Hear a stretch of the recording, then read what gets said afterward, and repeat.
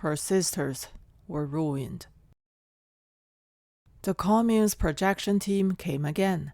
Shi Guifang kept complaining that her heart ached these days, so Yumi didn't plan to go to the movies anymore. Yumi actually loves watching movies, but her mother never watches them.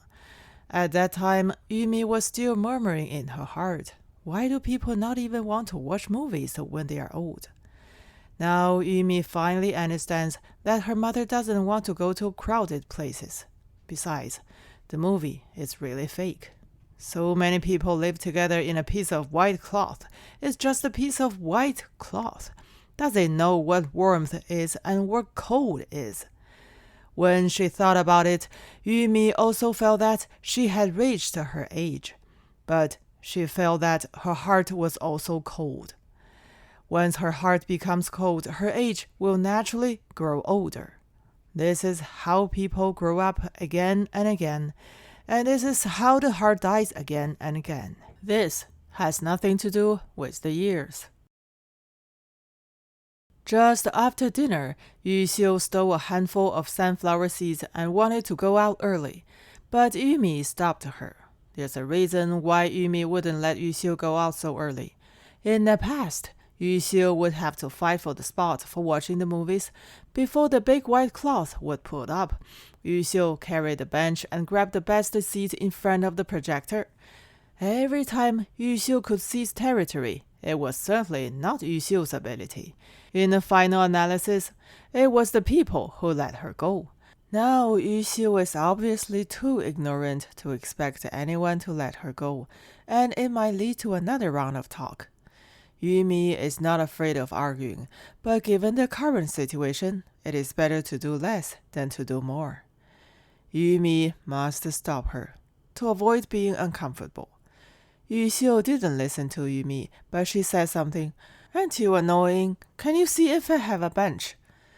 Yu Xiu is a smart person, and this girl still knows the depth. Yumi said, then you have to bring Yu Ye with you. Yu Xiu said, I won't bring her. It's like she doesn't have legs. Yumi said, do you? Otherwise, you don't go anywhere. Yumi is definitely the head of the family now, and with a loud voice, she definitely means what she says. Yu Xiu didn't talk back this time and grabbed 2 more handfuls of sunflower seeds. The third child Yu Xiu took the fifth child Yu Ye, the second child Yu Sui took the sixth child Yu Miao, the fourth child Yu Ying took care of herself, and the seventh child Yu Yang stayed home to sleep. After settling in like this, Yumi lit a kerosene lamp and carried Wang Hongbing to her mother's bed. Her mother has lost weight.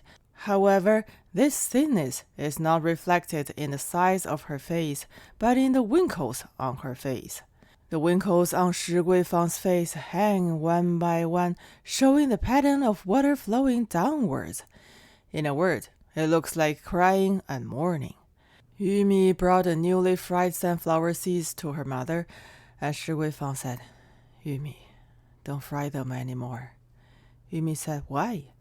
Shi Guifang said, don't lose that face. Yumi looked at her mother and said sternly, Mom, you have to eat. Her mother said, what do you mean? Yumi said, eat it for others to see. Shi Guifang smiled and wanted to say something, but finally did not speak, just put her hand on Yumi's hand and patted. Yumi felt that her mother's petting had the meaning of persuasion, but more of it meant resignation. Yumi stood up and said, Mom, for us, you eat them like medicine. Shi Guifang patted the edge of the bed and motioned for Yumi to sit down. Although they were in the same room every day, it was rare to be able to talk to Yumi like this with peace of mind. After all, having a daughter like this to talk to and open up the joints in her heart can remove phlegm and reduce stasis to some extent. The night was very quiet, the quietness of a pure heart and few desires.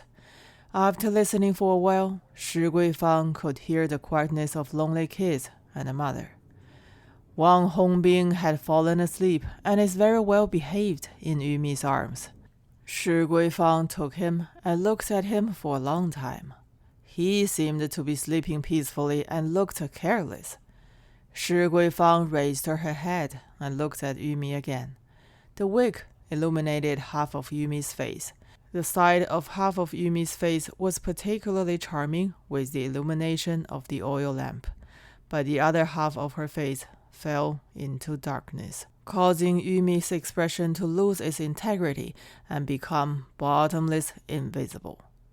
At this time, a gust of wind blew outside, blowing the sound of gunfire in the movie here. Yumi stretched her neck and tilted her ears, very carefully distinguishing the sound of the diving plane from the sound of gunfire. Shi Guifang guessed what Yumi was thinking, and at that moment, and said, "Go ahead and watch it." Yumi didn't move, just looked at the wick with her focused yet dazed eyes. Shi Guifang let out a long sigh, and the lamp wick twisted her waist in response to Shi Guifang's sigh, as if she was also avoiding her, and her mind was already on the plane. The room dimmed, and the half-bright face of Yumi also dimmed immediately. Shi Guifang suddenly straightened up, burped a series of smelly ones, and at the same time patted the bed hard, saying, "It's still as good as this. It's still as good as this." There was no reason or transition for her mother's sudden behavior, which frightened Yumi. Yumi looked at her mother, blew out the kerosene lamp, and said, "Go to bed early." When Yu Sui brought Yu Miao home, Yumi had already snuggled up to the pillow and slept for a while. The next person coming home was Yu Ying. Yumi sat on the edge of the bed and told them to use water. What Yumi was waiting for is actually Yu Ye. This girl Yu Ye is really a tomboy, very lazy. If you don't force her, she won't use water. She gets into bed and warms herself up.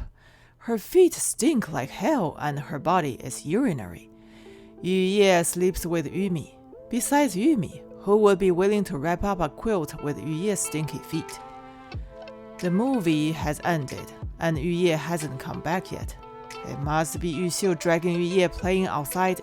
Yumi knew what Yu Xiu was thinking, as with Yu Ye accompanying her, she could put the shit basin on another person's head after returning home. After waiting for a while, there was no movement outside. Yu Xiu and Yu Ye had not come back yet. Yumi was angry. Yumi put on a cotton padded jacket, put on the heels of 2 shoes, and went out angrily. Yumi finally found Yu Xiu and Yu Ye next to the big haystack on the threshing field. The movie had ended long ago. Some people gathered around the big haystack, and the Latin was still on. Yumi shouted, "Yu Xiu! Yu Ye!" No voice responded. The heads next to the haystack turned around. The surroundings were dark, and only the turned face was illuminated from bottom to top by the light of the lantern, suspended in the air, showing a strange relationship between light and dark. They didn't speak, and their faces were expressionless and embedded in the night, looking very ghostly. Yumi was stunned for a moment, and an ominous premonition quickly flew through her chest. Yumi walked up, and people moved aside. Yu Xiu and Yu Ye's lower bodies were naked, sitting stupidly on the straw.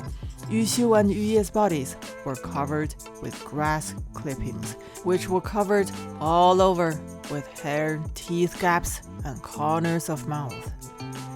Yu Xiu was motionless, her eyes blinking, but her gaze was dead. Yumi already understood what was happening, opened her mouth wide, and looked at her 2 sisters. The people around looked at Yumi, put down the lantern, and left one after another. Their backs blended into the night. It was empty at night, but more like it was full of people.